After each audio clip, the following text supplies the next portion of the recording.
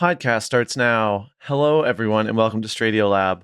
We are coming at you bi-coastally once again after our string of hit recordings in New York City.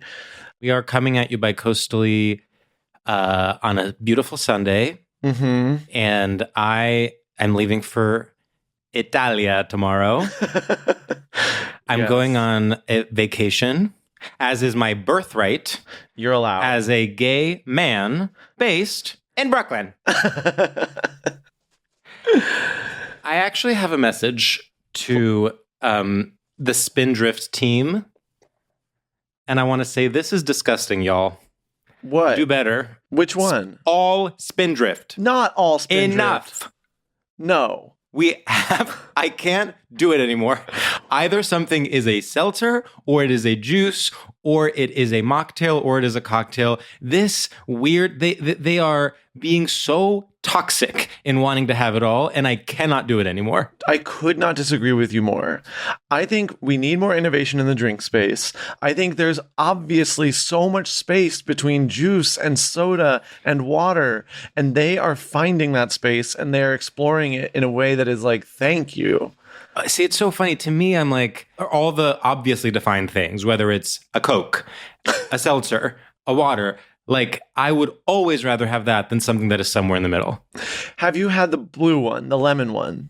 I have not had the lemon one, but once again, take a seltzer, take a lemon, squeeze some of it in there, mix. Maybe we're talking a mint leaf.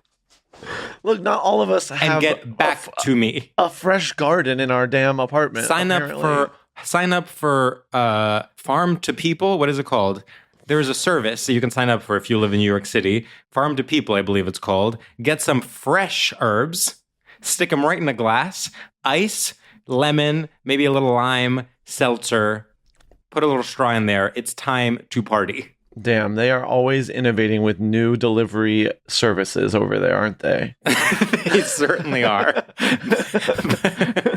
I just... I'm really sorry if they're an advertiser, and I actually bet you that the people that work at Spindrift are really cool, and I bet you I would get along with them in real life, which is why it so pains me to be anti-Spindrift. I think my personality is very Spindrift. How so?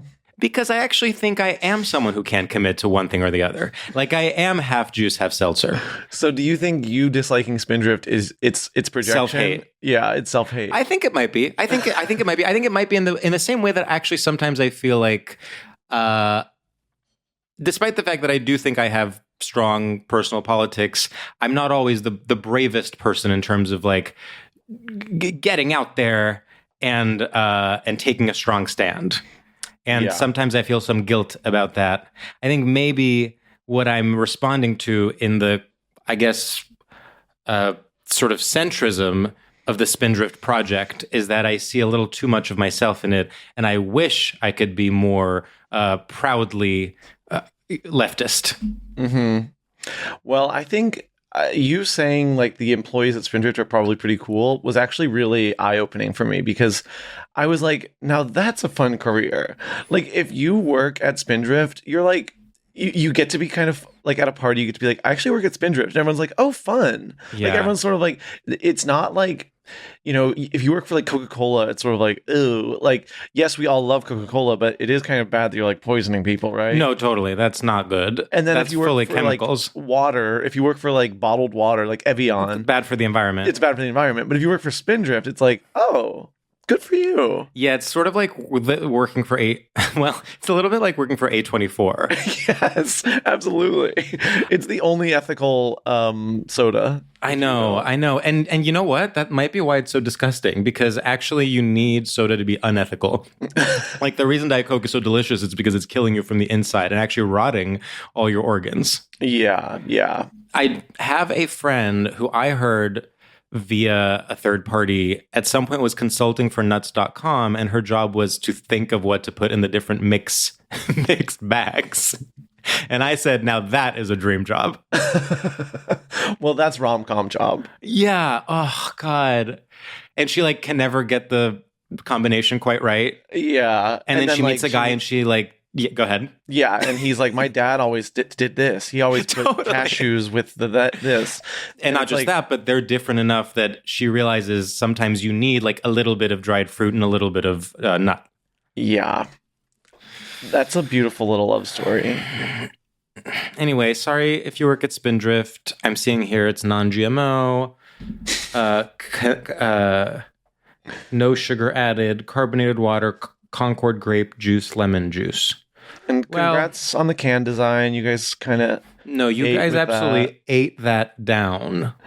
And congrats on the flavors. Totally. You know? Even the name, it's rare that a new brand makes an impact. Spindrift, I like. I love that. I like it. I like it more than all the probiotic sodas that are all named like Pop, Hop. Holly Lollipop. Don't like that one Silly bit. Lollygag. No, talk to me like an adult. Yeah. And honestly, I hate those. Those are like just agree. soda. Enough. No, I agree.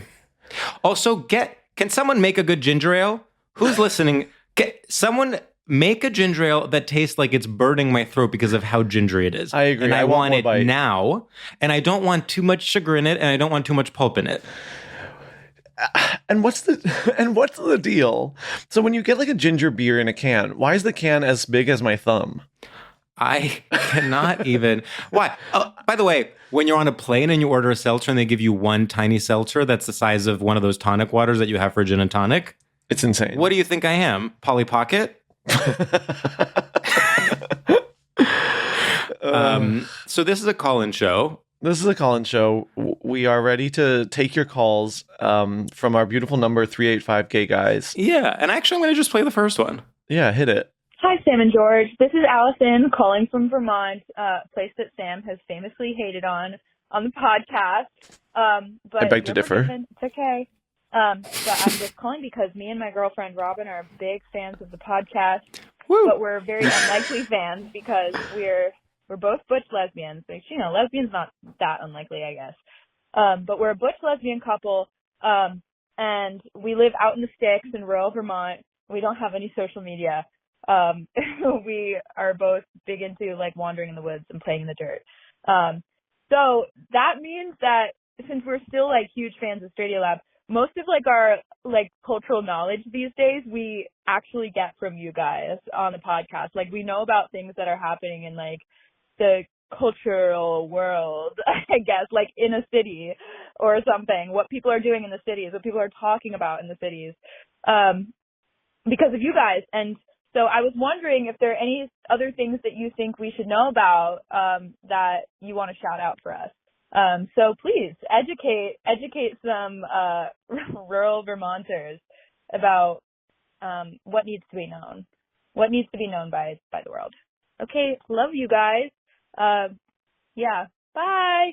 Well, an amazing call. I first of all want to defend myself and say that I don't hate Vermont. I love Vermont. I go to the gay swimming hole there and I celebrate it.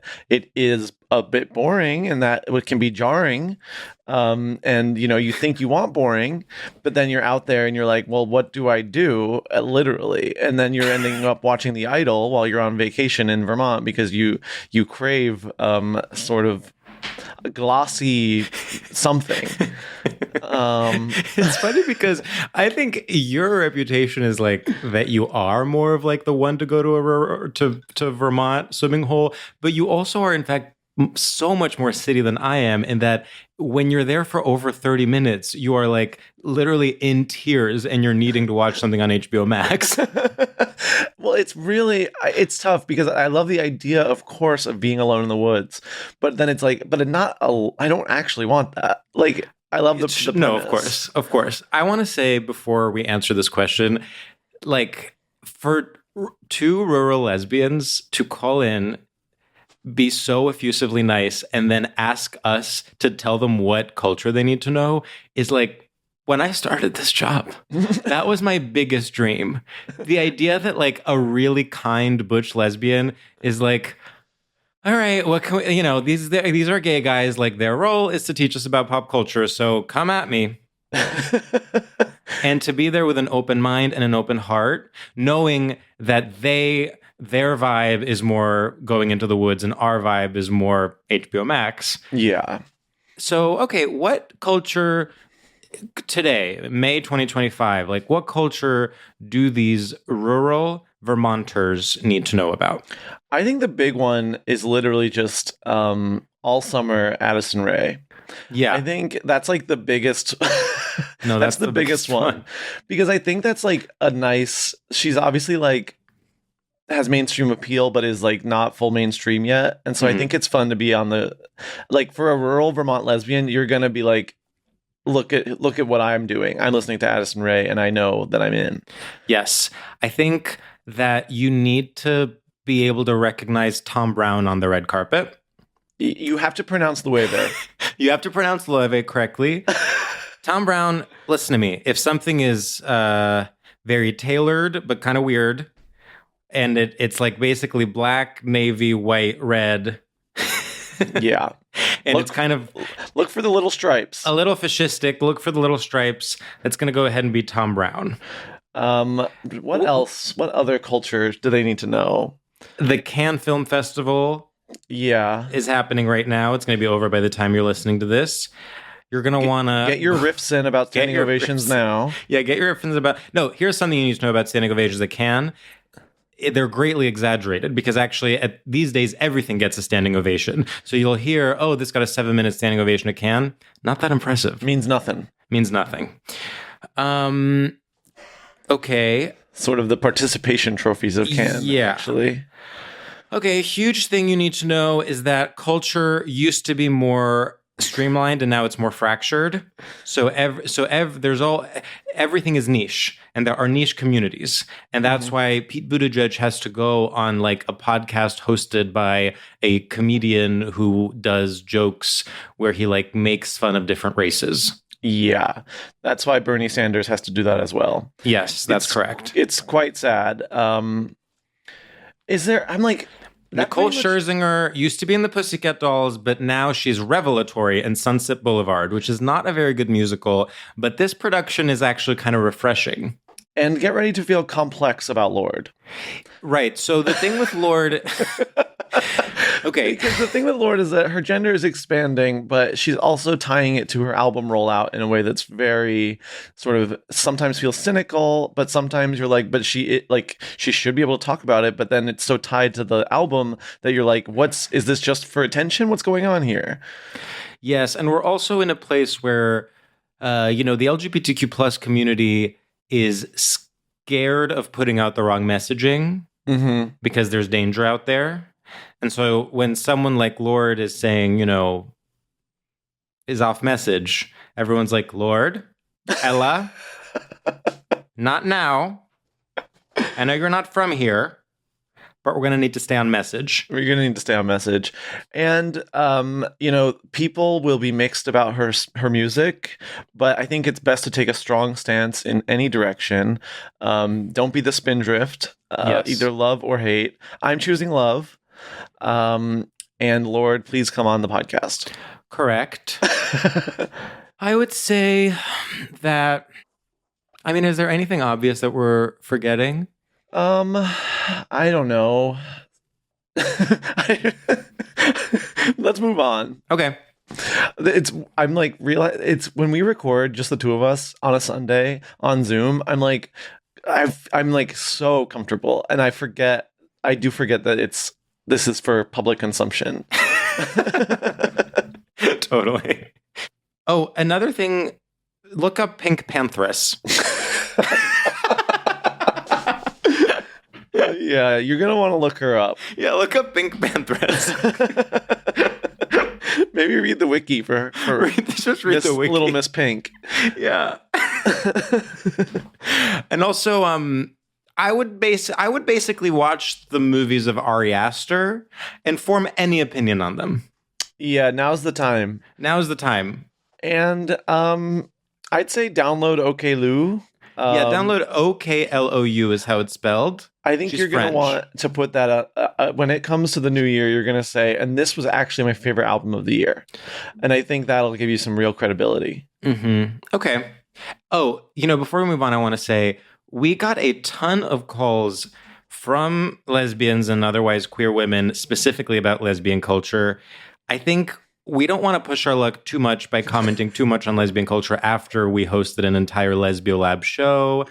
But I do want to very quickly shout out some of the calls we got. So let's see. Someone asked, is political lesbianism back? And by that, she defined it as like not sleeping with men by choice. The sort of like, not like I was born this way and men are disgusting, but like I could sleep with men if I wanted to, and often do want to, but I'm choosing not to do that as a politics. Well, that's so the cool. question is that back?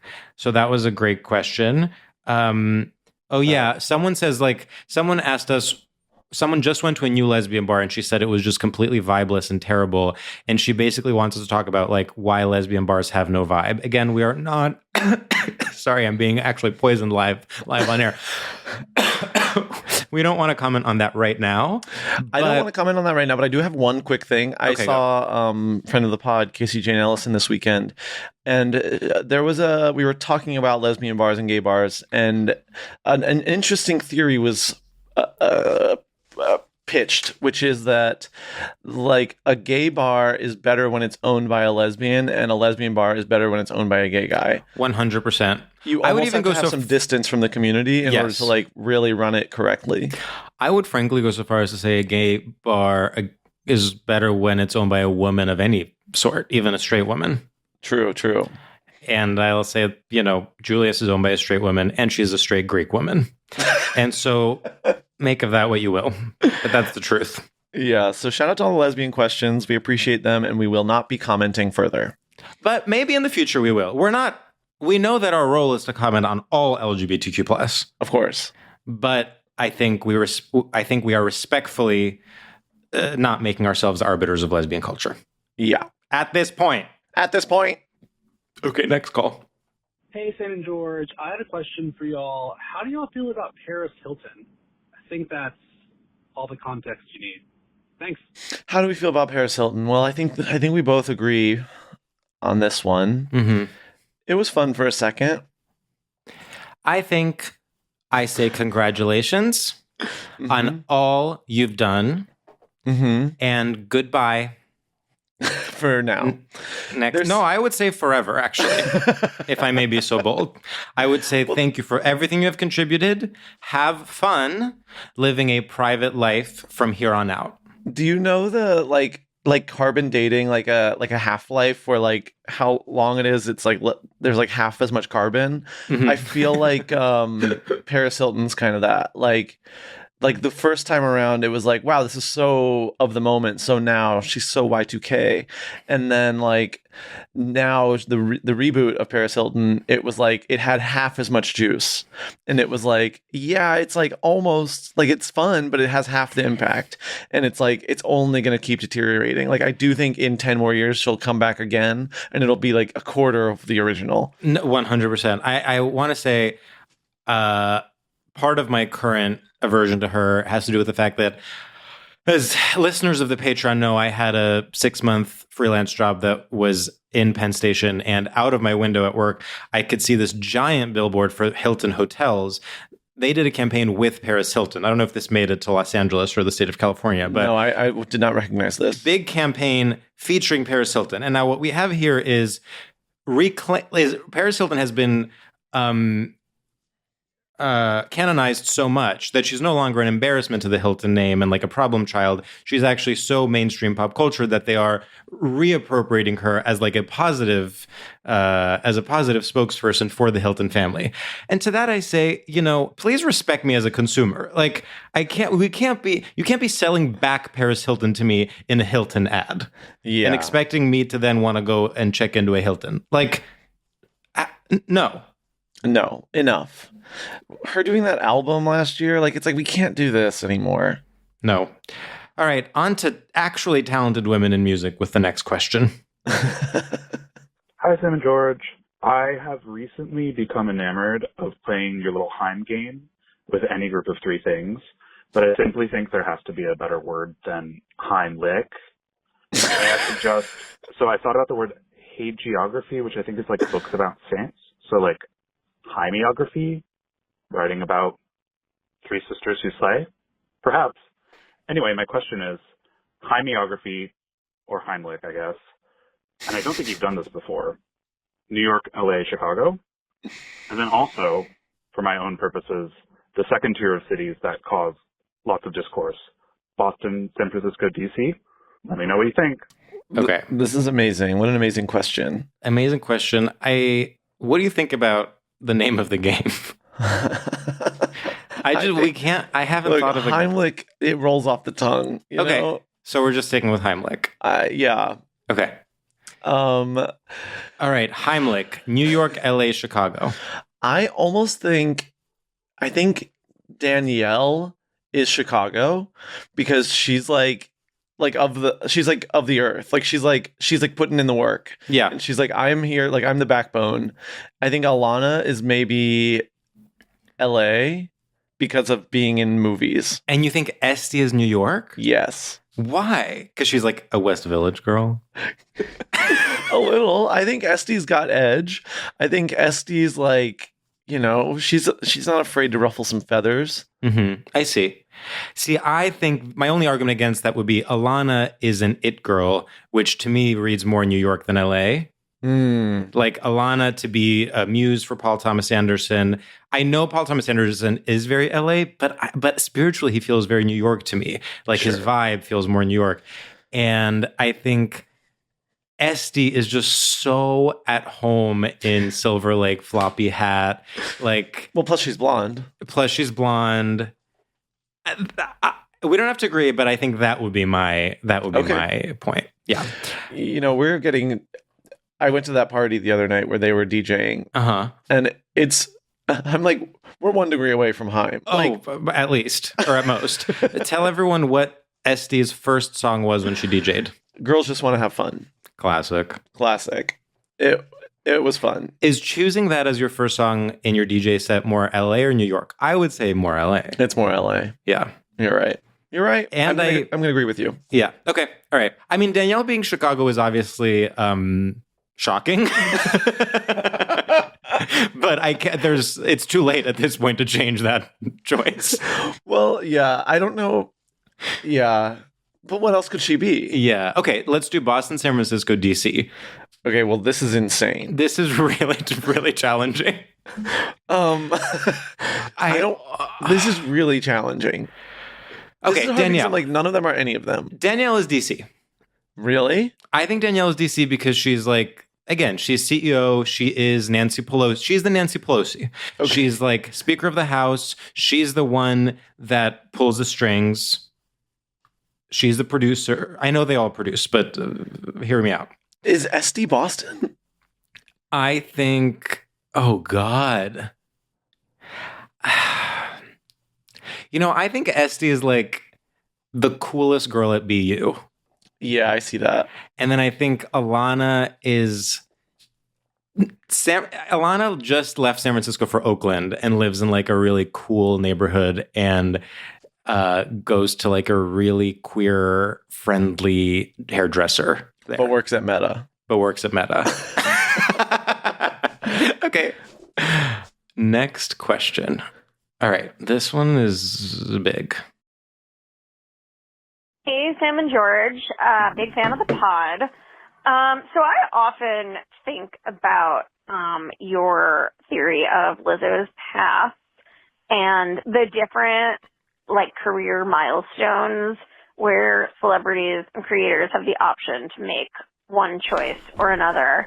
And I wanted to see if you guys have any thoughts on a different crossroads that I feel like a lot of creators are running into nowadays with social media, where somebody who is beloved by like a group of fans who maybe have an identity that's like a little quirky, like a little indie.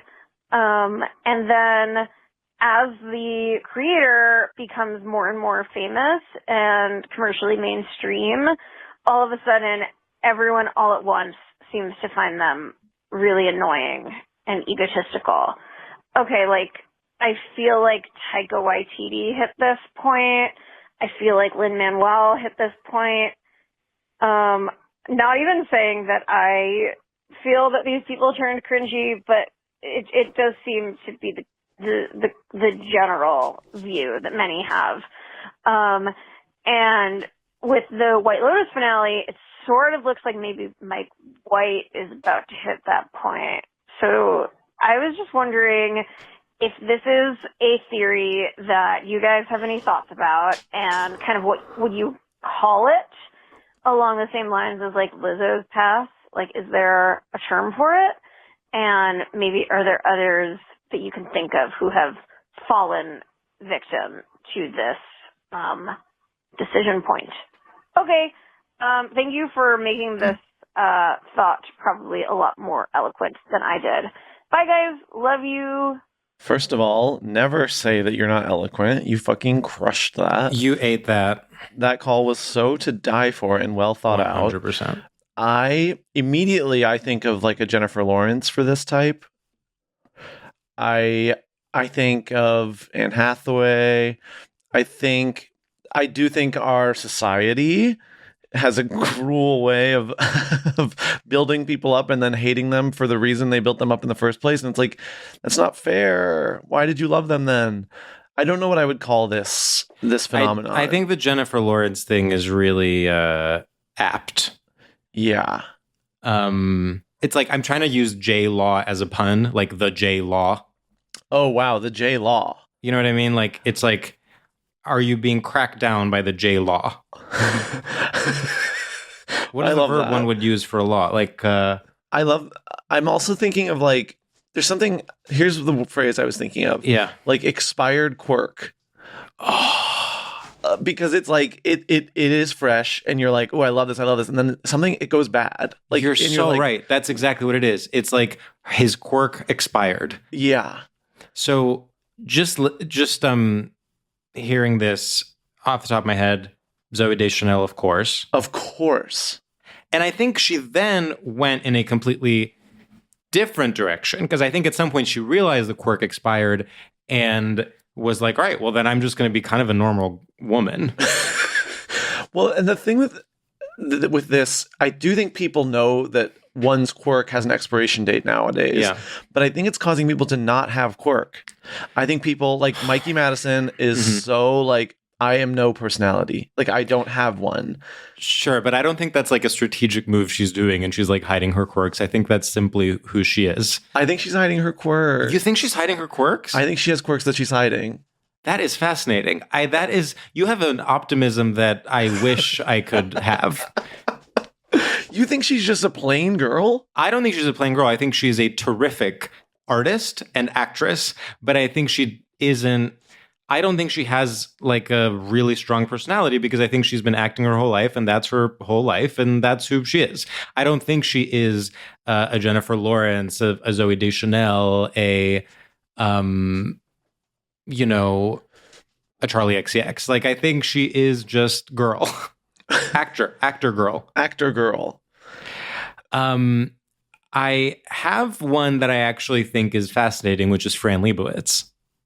Oh. Don't you think it's like she flew too close to the sun. Her quirk didn't expire for generations. And then I think over the last like couple of years, a new generation of consumers has come in and they're like, that's enough out of you. Well, there is something where like the mediums have changed so much where it's like everyone is Fran Lebowitz now. Yes, exactly. And it's like, okay, so you're cranky. You're essentially doing front-facing rants about like Starbucks. Yeah, but you're like, charging for them and you're at 92nd Street Y big hall. Yeah, and we're supposed to treat you like you're better than like that random Literally, twink. It's like, yeah, how about actually sit down and write a book? I know you've had writer's block for 60 years, but that's sort of what it's going to take for me to pay money to engage with your work. Yeah, that is really interesting. Someone that's fascinating, and I wonder what you think of it. Like, where are we with Charlie? Like, how has her quirk not expired?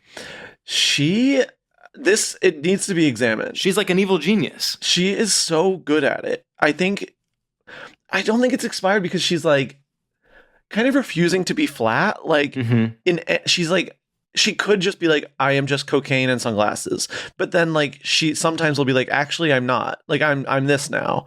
And it's like, oh, I didn't expect that. Like she doesn't go two-dimensional with it. No, it's true. And this is actually a larger issue with like what the right amount of branding is, because when you lean too much into one specific thing, it's going to work for you in the beginning because that's how the algorithm works. It rewards consistency and quantity over quality, but it will reach a point where it goes bad fast. It's like it's like how milk expires within.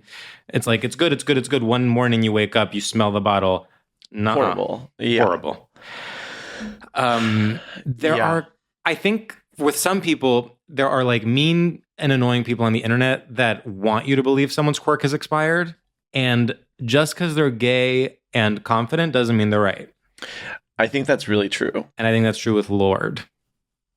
People really want you to convince you that her quirk has expired. Don't let them. We are not going back. Folks, we are here to support Lorde through this album cycle. Her quirk has not expired. I don't care what her gender is. Yeah. We're listening. We're listening. We're learning. The thing is, people are like, oh, it's put on. Like, oh, she's... And I'm like, this girl has been weird. This girl has always been weird. Yeah, get into it. Like, she's not cool, famously. Do you think Haim's quirk expired when they first started doing the synchronized dance at the concerts? I think that's when it started to expire, but I think they've recognized that, and I think they're like, that's why they're going so hard right now. I think they're really being like, we'll show you. We have a fresh batch of quirk. Totally. Yeah, and it's all Louis Vuitton. It's all Louis. Do you think AOC's quirk has expired? Honestly, no. I agree. Sometimes I see like really, really, really left internet that's like AOC should kill herself. And I'm like, wait, what is going on? And then I'm always like, this is so niche. And like, it seems like a lot of anger for no reason sometimes, but maybe I'm uneducated. So we'll see. I wonder what the path is for Pedro Pascal. I'm worried about him. Yeah. When a guy starts going sleeveless, we are on quirk watch. Oh, we're sniffing the milk. We're saying, sniffing I think the it's milk. Still good. We're saying, okay, maybe one more day. Yeah. I'm not going to put it in my cereal. Like, I'll put it in my coffee. Like a little splash. I'll splash in my coffee, of course. Yeah. Yeah, I'm sniffing his milk for sure. Because I got to tell you, Andrew Scott went sleeveless. It expired fast for him. Yeah. Damn, I'm sort of obsessed with this. Yeah. By the way, I'm praying for Pedro. I think he is so charming. I think he is so handsome. I want to say, for me, I was always like, not resistant. He seems great. But I was always like, everyone is being a little too coordinated in their thirst for this man. Like, how about we all relax? But something switched to me the last week, and I am so feral for him. I don't know what it is. I'm like, I have to kiss him. Did you watch Game of Thrones? Nope. Because his character in that, he is so sexy. And like, it's really incredible. And like, it's very much like he comes on the screen, you're like, who is that? Mm-hmm. Like, I'm addicted. So he's the real deal. So I love this. And this is expired quirk. Sam, you coined Lizzo's pass and you coined expired quirk. And this is your true talent is coining verbiage. I'll take it. Okay, next cue. Oh, this is really good.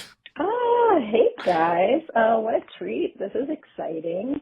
Long-time listener, first-time caller, Patreonista. Just saw George's taping last week and was too shy to say hi.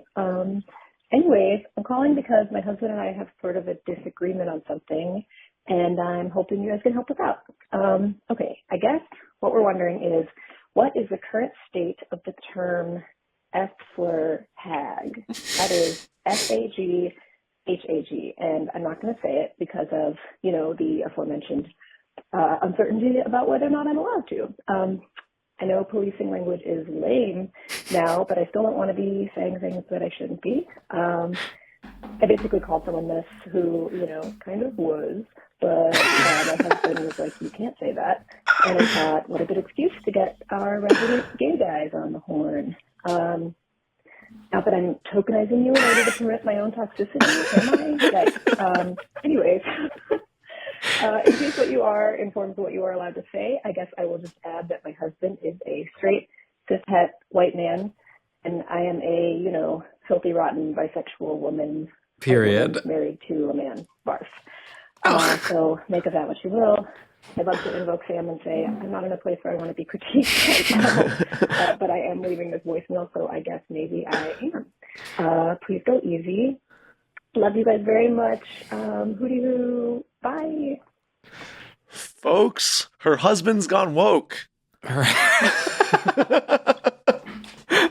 What about... This husband is has Reddit, gone woke. Send help. Reddit, am I the asshole post? Like, I... parentheses F27 bisexual. My husband has gone woke. So I think this is such an interesting. First of all, I'm really interested in this dynamic. I do think this is a real. It's very funny when like a straight cis white whatever man is like, hey, like he's like, I'm trying to be good, so like don't do that. Like don't say fag hag. But I have to disagree. I think you're disagreeing with a woke husband. Yeah, okay. I think women. I think first of all, I think fag hag is a chic term that needs to come back. I think it is like it's like a grand dame. Yeah, it's a time-honored tradition. Yeah, and we like can't erase it. Like there's something like it's an important role is to be a fag hag, and I think I do think the way we like. I don't know where we stand on whether. Well, there's two things: say fag hag or not. There's where we stand on like the concept of a fag hag, and there's where we stand on like the PC political correctness of the term fag hag. We've talked about the concept of fag hag before because, of course, Matthew's theory is the fag hag is endangered because gay guys have more ways of meeting other gay guys now.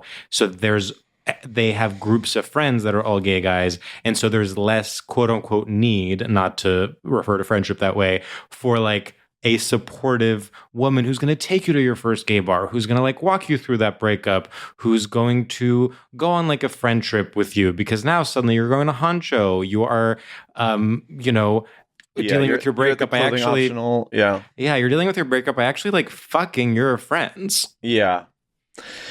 I do think, but when you meet like a certified fag hag where you're like, her deal is she loves gay guys and she like relates to gay guys in a deep way. I'm like, when I meet that person, I'm like, yes, like, thank you. Thank you for your service. I completely agree. And I think, I don't know. I don't want to sound Republican, of course, but I am sort of like you can say fag hag. Like, it's like you can say fag hag. To be clear, my answer is you can say fag hag, and I'm not, I don't really care. That's my personal, I actually am more, this is a conversation that has been happening a lot, and I'm sure you have seen it.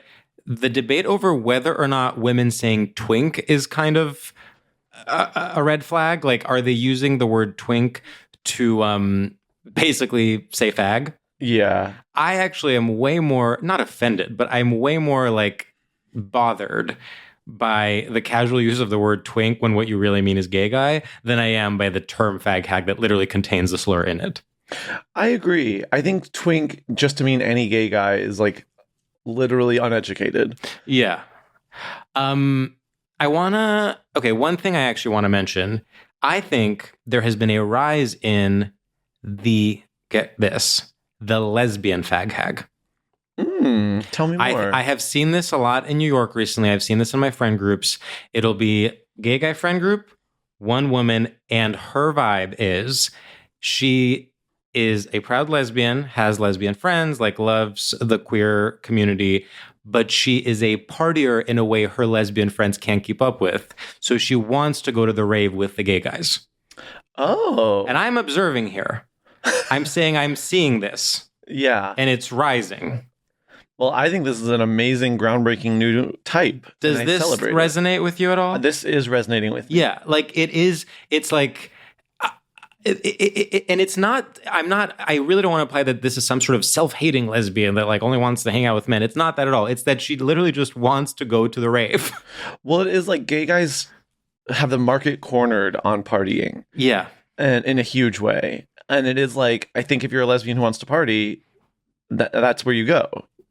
And it's like, it's lesbians who love Lady Gaga, like who want to talk about mayhem. Yeah.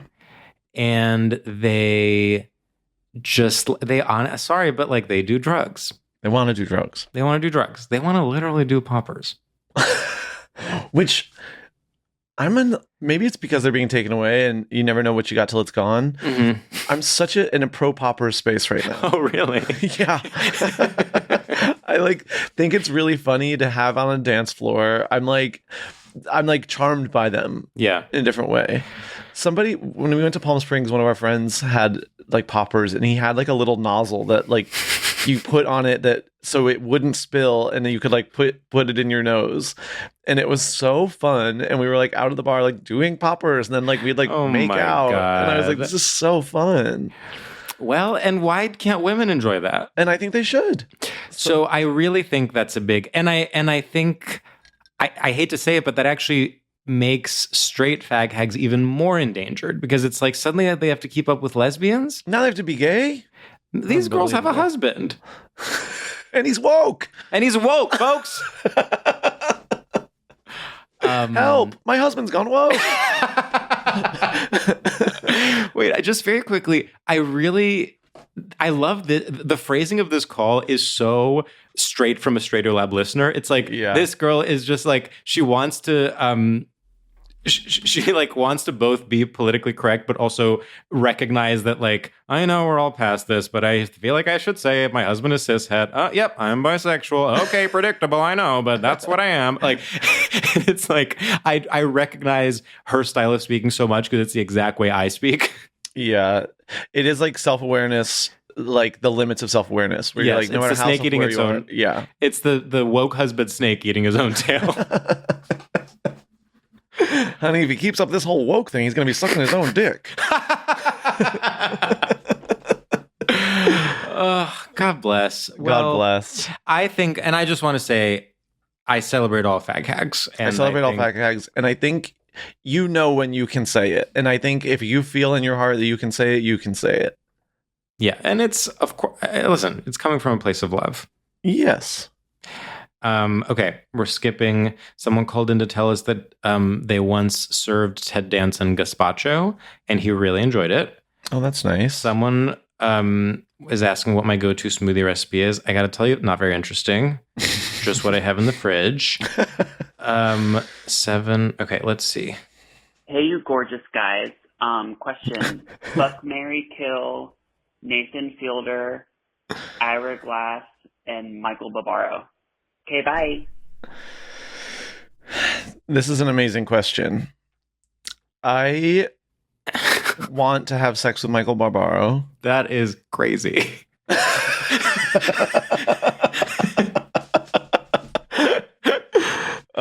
I think I would unfortunately have to kill Nathan Fielder just because I think being married to him would be really difficult. Totally. And so I guess by default I'm marrying Ira Glass, which sounds like a really nice stable life, and I think we'd have a nice home. Yeah, I'm gonna go ahead and fuck Nathan Fielder, marry Ira Glass, kill Michael Barbaro. Wow, look at us. You don't want to have sex with Michael Barbaro? I don't.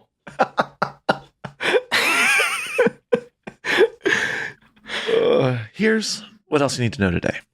I actually have really I really have moved on to different white male news podcasters. Yeah. I mean, I don't really listen to The Daily anymore, but yeah, there's still something about him. Yep. Have you seen the photo of him on the yellow couch, right? Of course. I mean, that's legendary. Legend.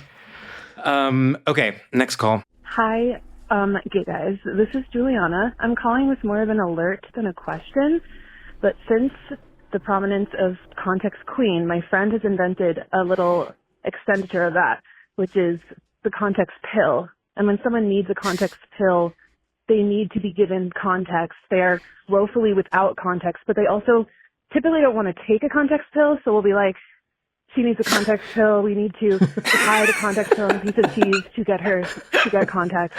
Not the cheese. Just would love your thoughts on that as a phrase. And as always, love ya. Bye.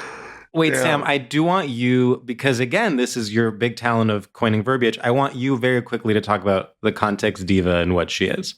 Well, Context Diva was something from our San Francisco show from SF Sketchfest, where we were like asking for more context. And anytime we would say something and trying to clarify the context, we would point to one person and be like, "You're the context queen. You're the context diva." And she started it. She started yelling out context, remember? Yeah, that's it. Yeah. That's it. And we were like, context diva right She here. always knew the context for something. And And then she ended up being a public notary? yes, that's exactly right. So she was the context diva. Then we got into this whole thing about how there should be a democratically elected context diva. It should be a cabinet position. It's someone whose job it is when context is lacking to pipe up and give context. Absolutely. And I love the idea of a context pill. I think really like it. that is so funny. And I very much understand how bitter a context pill can taste. Put it in peanut butter for me, because when I don't know context and it actually undermines what I'm saying, that's going to hurt a bit. Yeah, and I actually think there's another issue in our society, which is that often we're actually overprescribed context pills. And that happens when it's like your friend who's too woke. You know what I mean? It's like me saying, "Oh, I'm entering the house," and then someone being like, some people can't enter. Oh my God. You're being so correct right now. Don't you think? That's so smart. And it's like, to say that sometimes we're overprescribed the context pill doesn't mean we're against the context pill. It means there is a time and a place for it. It means talk to your doctor. It means talk to your doctor to find out if the context pill is right for you. Yeah, because you might be on too high of a dosage. And it does get to a point where if you're on too high of a dosage, you become paralyzed because all you can see is context and not the thing at hand. You literally can't see the forest for the trees. Literally. And honey, it gets so hard to come.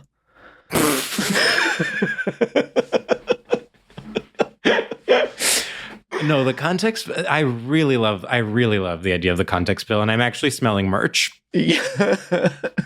This episode is really making me be like, damn, we do have a lot of phrases. I know. We are one of those podcasts that comes up with a lot of phrases. And they're endlessly generative. Well, and they actually are really helpful frameworks to see the world. Well, our main job is creating frameworks. Of course. Those are our roots. It is creating theoretical frameworks that you can apply to anything in your life. If we aren't creating frameworks, we're dead. Literally. So take that context pill. Okay, let's see. Okay, are Minions gay or straight? And is HBO Max changing its name gay or straight? Quickly, go. Minions, I'm going to say gay. And HBO Max, I'm going to say that's I think it's straight, actually. Really? You think HBO Max changing its name back and forth is straight? Yeah, because I think it's sort of not being able to commit. It's 100%. It's being I'm going to be crazy. It's very Demi Lovato being like, I'm they, them, and then being like, actually, never mind. Yeah, if HBO Max was actually queer, it would change its name to Esmeralda. And everyone would respect that. Okay, next question. Hi, George and Sam. I was curious, what percentage of guests that you've had on have y'all slept with?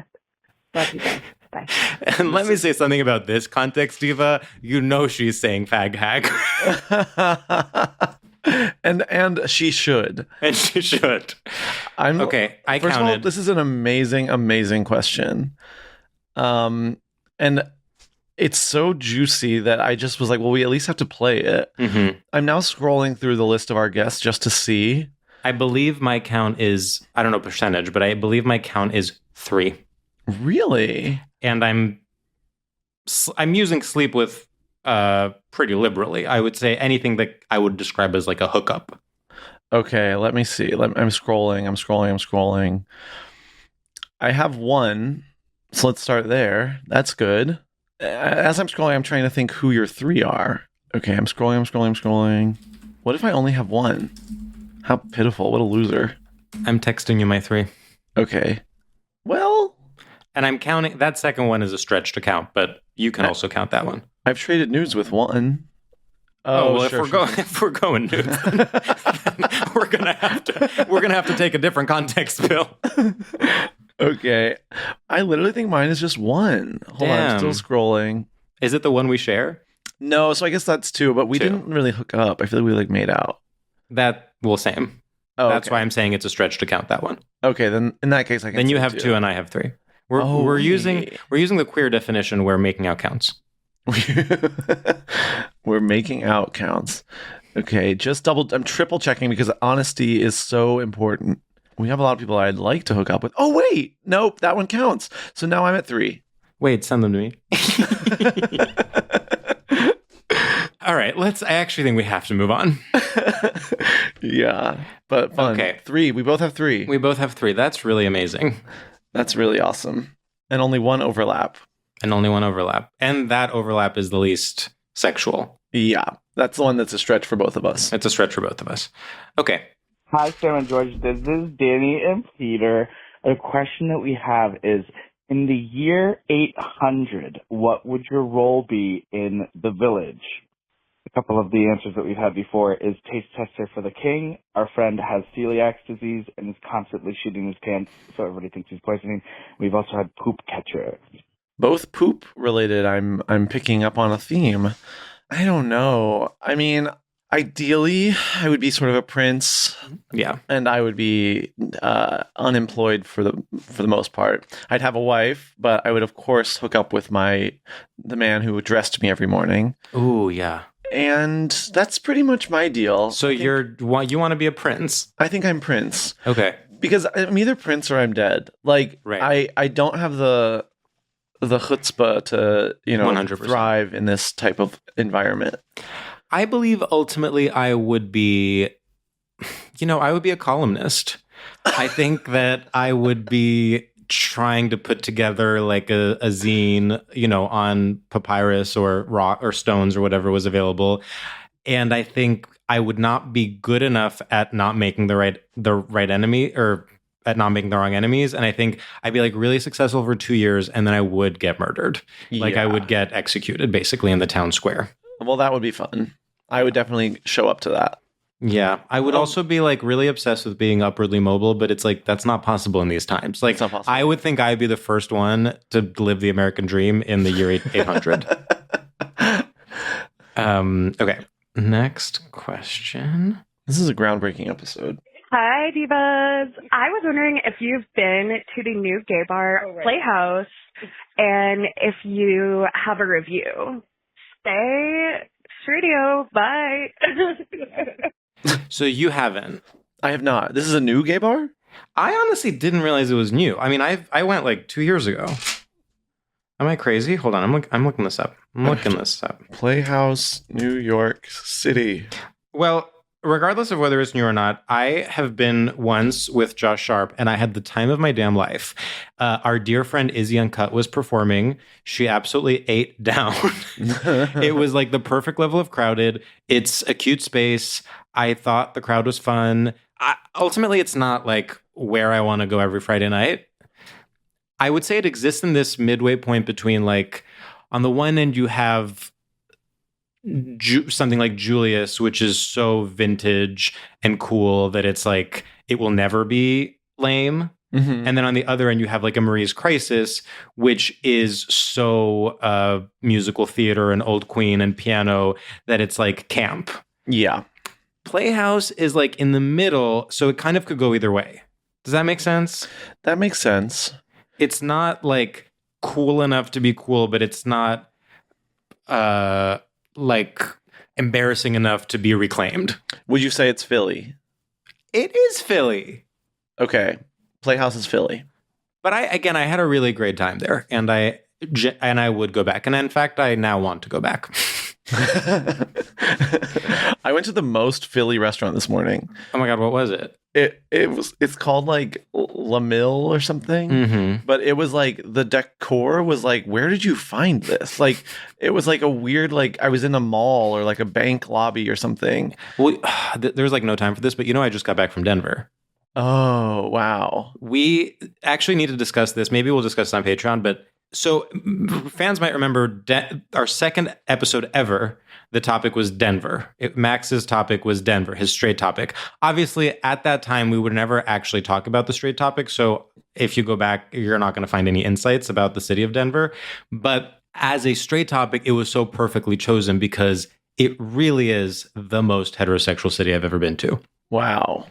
It is like everything you think of as kind of 2010s gentrification chic, like the beer hall, the converted warehouse, the coffee shop that is a refurbished storage unit. You know what I mean? Like the like giant market hall that has a bunch of different food courts in it. Like that is the entire city.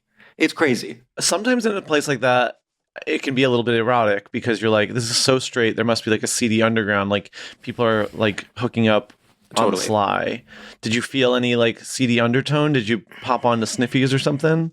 I should have. I mean, I didn't because there was literally no way it would have. I was there with two friends and we were there for like 48 hours and like sure. I was not going to hook up. And so I didn't. I will say my feelings about the city aside, I loved the people. Like everyone, it was this weird thing where everything seemed so bland, but then the food was great. The people were nice. Like it wasn't like other cities, which I won't name, where you're like, oh my God, like get me out of here. Why is nothing working? Like, why can't I go to a coffee shop and get a croissant?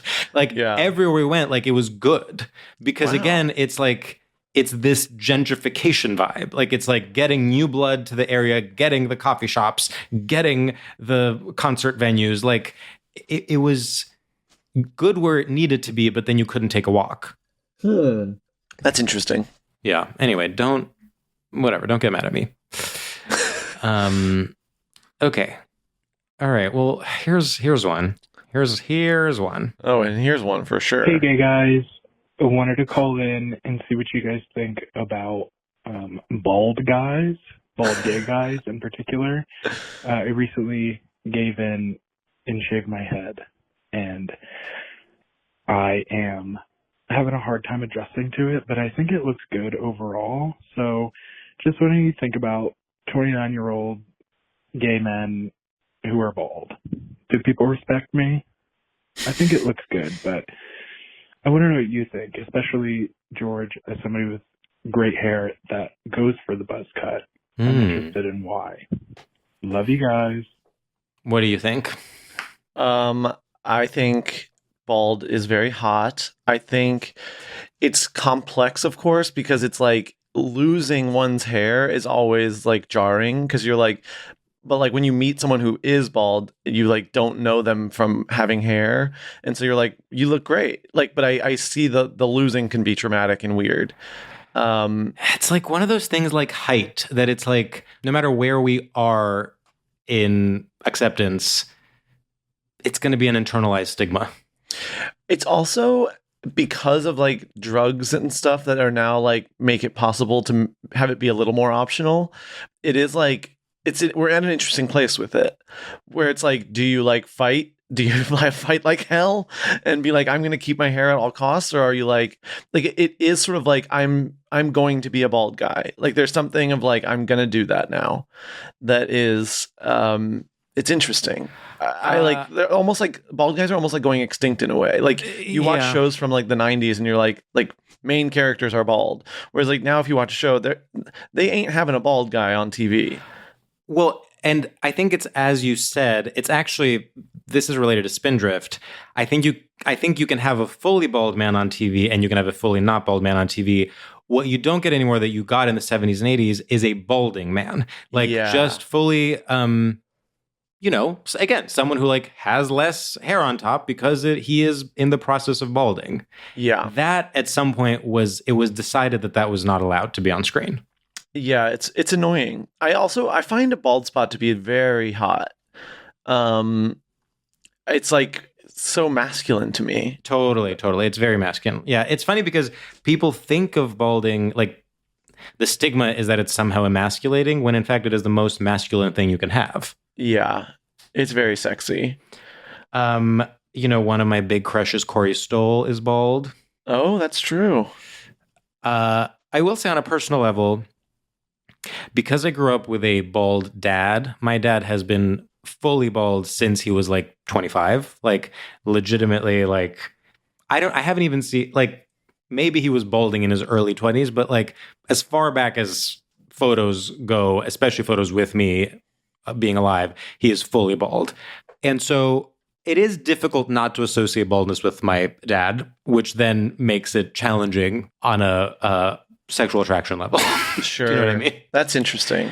I'm like, it's like, I'm like, what is that the equivalent for you? I don't know. You're the opposite of Freud. Like, I know. Literally, you should like kind of find it more hot. I know and I guess I go back and forth. It's not like I don't find it hot, but there is just something. And it was also always such a joke. Like, he was always so self-deprecating about it. It was always like a thing that he was bald. It was like, he'd go to the, because he has hair like in the back of his head, and he would like go get a haircut. He'd be like, I need a haircut. And my mom would be like, do you? Like, where? Like, show me where they're going to cut their hair. It was such a ongoing joke. It's like if like you have like a fat dad and all the jokes are about how he's fat or something. Yeah. But yeah, I think it's a tough one. Yeah. But to answer this listener's question, like, no one is thinking, there's no one that's being like, oh God, he's bald. Yeah. What bald is in? Do you want to talk about your hair journey since he asked? Like, you choose the buzz cut? So first of all, I actually do have great hair, objectively, but because it is so unwieldy and thick, it's sort of like, it looks like politician hair when it grows out. Like, I look like Rod Blagojevich. Like, it's just very like thick. It like grows out in all directions. Sure. And I've just never been good at taking care of it or knowing what product to use or knowing like where to go to get a good haircut. And I actually think I look fine with a buzzed head. Like, I generally like how I look. And so it just is easier. It's cheaper. And like, I don't have to think about it. And that's sort of but then occasionally, honestly, I was thinking about this when I was looking at recent photos of Pedro Pascal, who I do think has potentially opted to not be bald. But I was like, damn, he has some great hair. Like, maybe I should grow my hair out and have like a nice little poof. If anyone could figure it out, it's you. Oh, stop it. But anyway, that's my journey. Yeah. Okay. Let's do a last call. Hey, Divas. What is up? It is I, Abraham from Alaska. I was actually in Denver this weekend, and I saw, George, that you were here too, and my brother went to the same Red Rock show, and I was coming here to you, but he did not. My question is, like, what's to do with taking shirts off in the club? Specifically, like, the gay bar and the gay club, right? Like, what is that? Last Friday, I was at X Bar, and it seemed there was a group of guys being kind of rowdy with their shirts off, and I was kind of talking to them like, they all seem kind of straight. Do gay guys not take their shirts off because their outfits are just too immaculate? Like, what's going on there? All right, thank you guys. Love you. Bye. So this is like a really confusing call. I have to say, I'm mostly confused. I think we can answer it. I think we're going to make our own question. We're going to make our own question. I also think I maybe can't hear part of what he's saying at the end, because I'm like, I was right there with him. I'm like, okay, we're answering a question about why gay guys take their shirts off at bars. But then he was like, I was at Akbar and straight guys took their shirts off at the bar. Did he say, he said Akbar? I thought he did. Hold on. But he's from Alaska. Friday, I was at X Bar, and oh, sorry. I was at X Bar. He is censoring the name of the bar. He was not at Akbar. Got it. Okay, so, all right. Sam, actually, I would like you to take this. So I'm going to discuss vaguely what it means to take your shirt off at a bar. Yeah. So I have a really complex relationship with it because I actually find it fun and such a like gay tradition to be like, we're all shirtless dancing. That is so fun and throwback. But then it does get into like toxic territory very quickly, where then you're like seeing all these bodies and all the bodies are like the same. And you're like, wait, now I feel gross. Like now I feel the competition. Now I feel the like self-consciousness and like in a way where I'm like, it's supposed to feel like, wow, like bodies on bodies on bodies. But instead it's like, it like almost gets like militaristic and like unsexy. So I personally am like very torn on whether or not to take my shirt off at a bar. I think like, so there's this party, the summer party here in LA called Bears in Space, which is so to die for. And it happens like once a month in the summer in the Akbar parking lot. And that's a really fun, like everyone takes their shirts off because it's hot out and it's like a summer daytime party. And it's like, but it's all different types of bodies and it's not like a circuit party. It's just sort of like mingling with loud music with your shirt off, and it's like fun. And so that one feels like more ethical, but then the other one, like I've been at parties where it's like I had my shirt off and then I saw the other types of people that had their shirt off and they had those muscle bodies, and I was like, wait, I hate this. I don't want to be associated with them. I don't know. That's how I feel. Yeah, it's like it's almost, if you zoom out a little bit, it's almost like you can appreciate it as just like an encapsulation of the gay guy experience, where you're like, this push and pull between feeling liberated and feeling completely insecure and marginalized is like, that is just the day-to-day experience of being in community with gay men. Yeah. And I think oftentimes people focus on only one of those elements. It's like, either the story is that you persevered and you self-actualized, or the story is like, oh God, poor me, I'm not the thing that I'm supposed to be, and so I don't fit into this community. And I unfortunately think anywhere you are, and no matter what your like different sub-identity is, it just is part of the experience of being gay, to feel both. Because the thing you realize as you meet these muscle guys is they are the most insecure of all of us. And that's not all of them, but many of them. That is why, in fact, they are so like, they work so hard and they plan often their entire life around looking a certain way. You know what I will say? I always have fun at. I would say an underwear party, I actually find sort of the proper level of silly. I find that an underwear party has like more humility than a shirtless party, whereas like shirtless is sort of like, you're just like, look at my muscles sometimes. And an underwear party is more like, this is kind of embarrassing. Like we're all in our underwear. Like this is. I disagree. Really? Yeah, I think underwear stresses me out more. I really honestly don't like wearing a jock strap in public. Like there's just something I would much rather.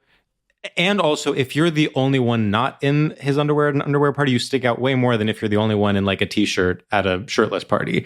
And True. I'm sort of like, if I go into a shirtless party, depending on how good I feel, depending on what my mood is, maybe I can take my shirt off, maybe I can keep it on, maybe I can like sort of have like a little fanny pack over my over my torso and be halfway there.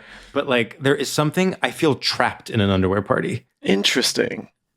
I feel so settled in. There's something where I'm like, it's like mutual destruction. Is that thing where you're we're all the same level of like embarrassed right now? I guess I see what you're saying, but I think if everyone agreed that would be the vibe, then I would like it. But then you see people that have like laser eyes and they're like so G'd out and like looking for something specific, and you're like, oh no, why are you not being fun? Yeah, that's a good point. That's a really good point. Yeah, it's interesting. I want to just briefly touch on the idea that straight guys take their shirts off and gay guys don't. Because I think I understand the vibe this person is going for, which is like almost like a tailgate adjacent, like guy that's like, come on, and then like rips his shirt off, like that kind of thing. But my answer to that would just be, I promise you gay guys are taking their shirts off as well. They're going to go ahead and be taking their shirts off. Yeah.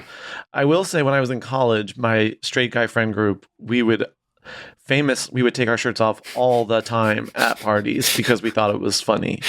And it was kind of crazy. In retrospect, it was weird. Wow, this is making me excited for summer. Yeah. No, summer. Oh my God, I had a pool day. And it was to die for. I got that summer feeling. Did you have a pool day at your pool or someone else's pool? Damn, and I had people over for Eurovision. We both had things. I was like, actually, someone was like, you guys should talk about Eurovision. I was like, damn, next year maybe I'll make Sam watch and then we can talk. I'm ready. I'm ready to watch. But Next no, year. when you were talking to me last week about how you're going to have people over at your pool, I was so jealous. What did you end up doing? Gay guys, mixed, coworkers?